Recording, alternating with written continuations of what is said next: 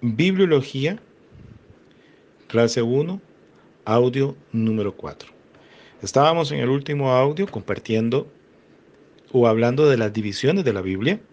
Estábamos hablando de las divisiones del Antiguo Testamento y nos estábamos refiriendo pues a los profetas mayores y profetas menores. Y entonces llamamos profetas mayores a Isaías, a Jeremías, Lamentaciones, que está junto con Jeremías, a Ezequiel y Daniel.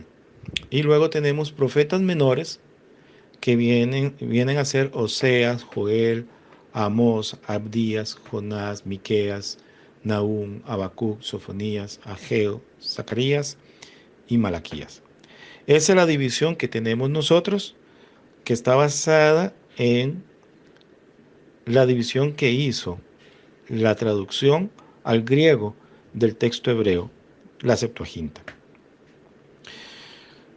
Aún los nombres que reciben todos estos libros esos nombres los tenemos porque es el nombre que le da la Septuaginta a esos nombres. Por ejemplo, el primer libro de la Biblia, nosotros lo conocemos como Génesis. La palabra Génesis significa origen. Ese es el nombre que le da la Septuaginta a ese libro. Las divisiones que hace eh, el texto hebreo a sus libros, para decirlo de alguna manera, o sea, la Biblia hebrea, la manera en cómo los judíos tienen dividido el Antiguo Testamento es muy diferente a como lo tenemos nosotros dividido, aunque son los mismos libros y es la misma cantidad de libros, ¿sí? Ellos lo dividen básicamente en tres grandes grupos que son mencionados en la Escritura, que son mencionados en el Nuevo Testamento, que son mencionados por el mismo Señor Jesucristo, y que en este curso algo vamos a mencionar de ellos. Y entonces es cuando nosotros leemos en nuestra Biblia que se refiere a la ley, a los profetas y a los salmos, es como leemos en el Nuevo Testamento.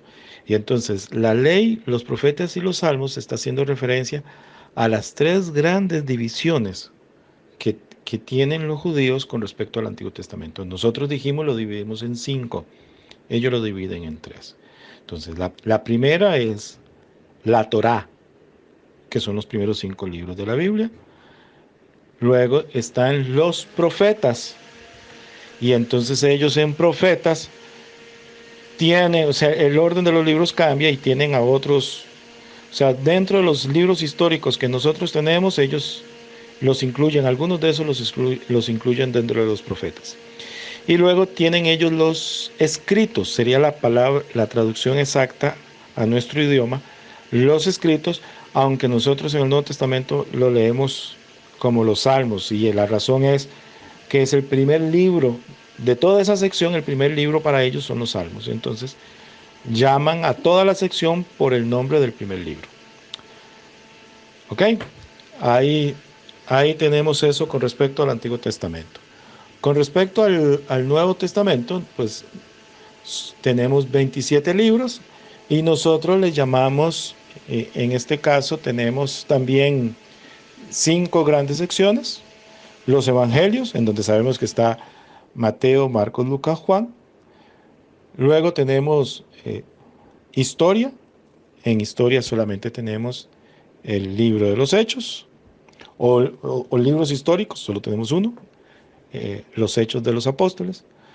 Luego tenemos las epístolas, que podríamos dividirla en dos.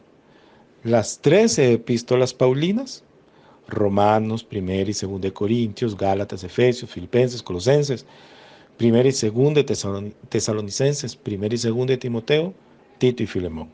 Luego tenemos las epístolas universales. En algunos lugares vas a encontrar que les llaman epístolas católicas, dado que en una manera estricta la palabra católico significa universal.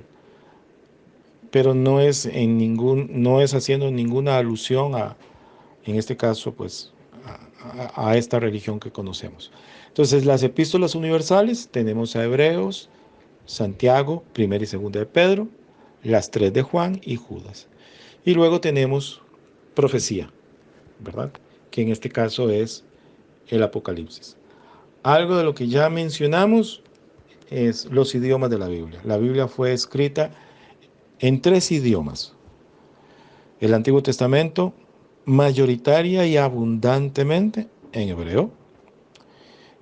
Y tenemos algunas porciones de la profecía de Daniel y un par de versículos, tanto en Jeremías, me parece que hay un nombre en Génesis, que ahora no me acuerdo, pero eh, porciones muy cortas, muy breves, que están escritas en arameo, y todo el Nuevo Testamento, todo, y otra vez te vuelvo a decir, todo el Nuevo Testamento está escrito en griego.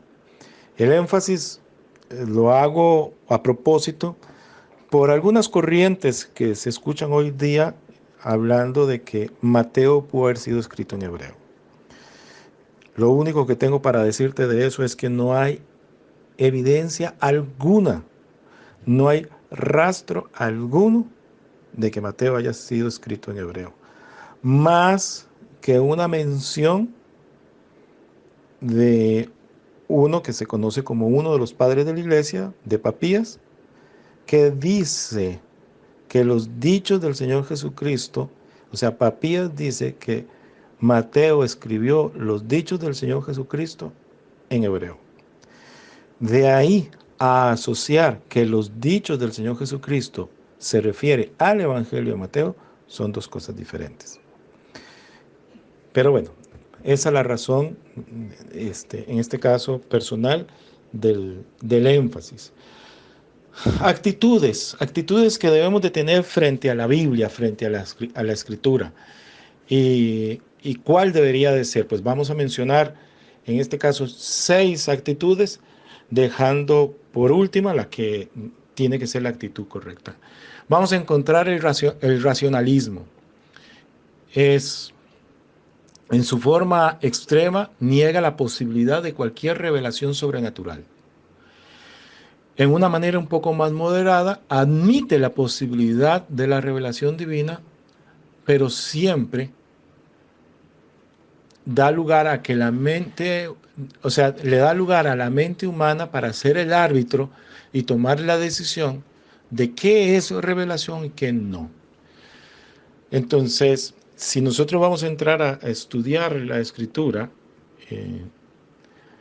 debemos de tener cuidado con esto. O sea, hay personas que van a querer ir a la escritura, ir a la Biblia, y van a ir con una actitud muy racional, lo que ellos llaman racional, en donde pretenden que todo lo que es sobrenatural, todo lo que es divinamente autoría, pues de Dios mismo, es un mito, es el crédito sobredimensionado de los seguidores de Jesús, por ejemplo.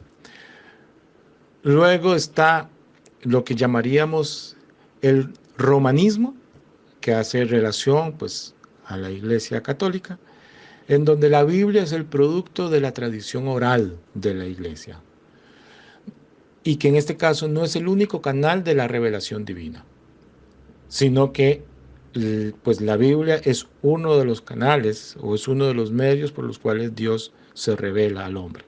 Pues el otro es la tradición, ¿no? Y en este caso, el estudio de la Escritura no se debe de dar o no se le debe entregar a una interpretación privada o diríamos personal, propia, sino que existe un magisterio que es el que determina la correcta y precisa interpretación de la Escritura. Luego tenemos el misticismo, en donde le da el mismo valor a la experiencia, a las vivencias personales, y comparte autoridad junto con la Escritura misma. Luego tenemos la neoortodoxia, Pues la neoortodoxia lo que dice es que la Biblia contiene la palabra de Dios.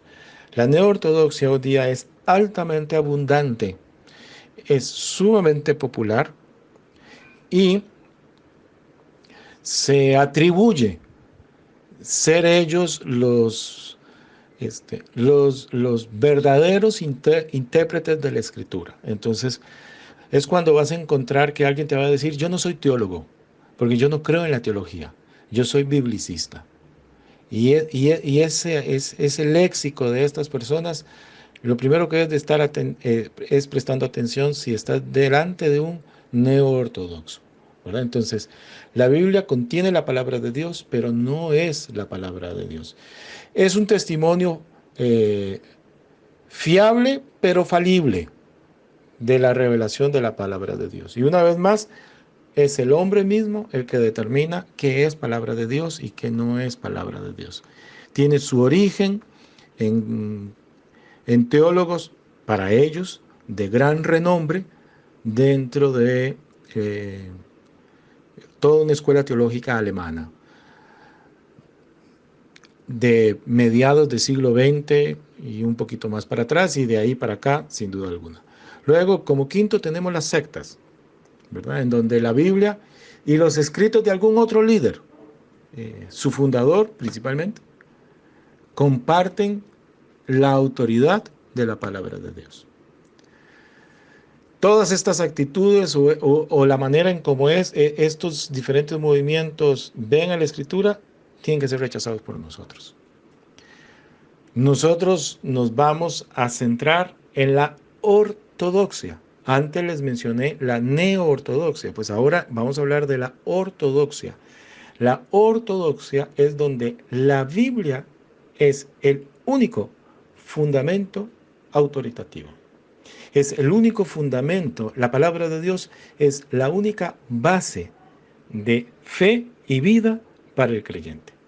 Tal vez algunos de nosotros no entendemos el término ortodoxia, pero sí podría mencionarles que conocemos muchas palabras con el prefijo orto. Tenemos la palabra ortografía, que es aquel que tiene una buena escritura.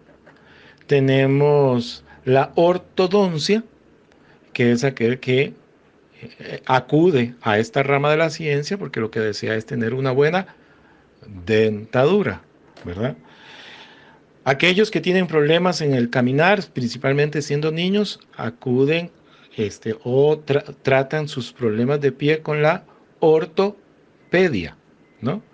Bueno, habiendo dado estos ejemplos, el prefijo orto significa recto, algo que es derecho, ¿no?